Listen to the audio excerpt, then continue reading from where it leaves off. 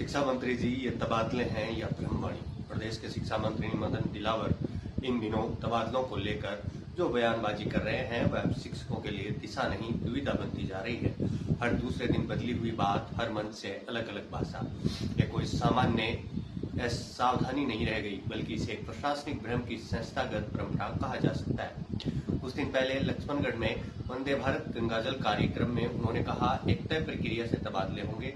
अगले ही दिन जयपुर में कहा, मैंने तो किसी विधानसभा में कोई लिस्ट ही नहीं मांगी। डूंगरपुर में बोले, तबादले जल्दी होंगे। बीकानेर में कहा, शीघ्र ही प्रक्रिया शुरू होगी। और एक दो दिन पहले फिर बयान आया, मुख्यमंत्री से हरी झंडी नहीं मिली है।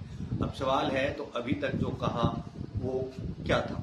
कभी जुलाई, कभी अगस्त, कभी 12, कभी 17 तारीख का हवाला दे रहे हैं मंत्री जी, और फिर वही पुराना बचाव।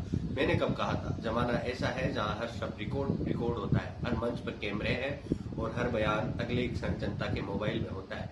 ऐसे में इतनी परस्पर विरोधी बातों को शिक्षक अनिश्चितता नहीं, उपेक्षा मानने लगे हैं।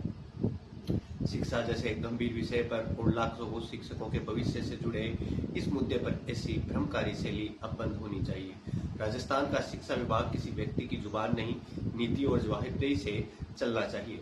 श्री मदन दिलावर जी, स्पष्ट नीति और ठोस निर्णय की सार्वजनिक अपेक्षा रखती है जनता, और इंतजार करते हैं कि कब मंत्री जी की वाणी में अंततः स्थिरता लौटेगी।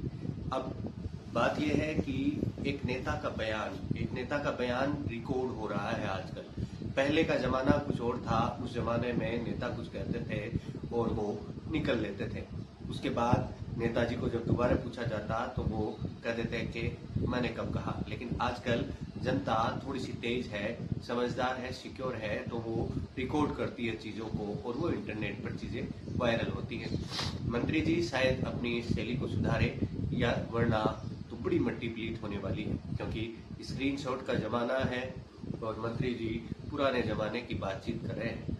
आज के लिए इतना ही। हम फिर मिलते हैं किसी अन्य वीडियो में। तब तक के लिए आप बने रहिएगा देवम बाट के साथ।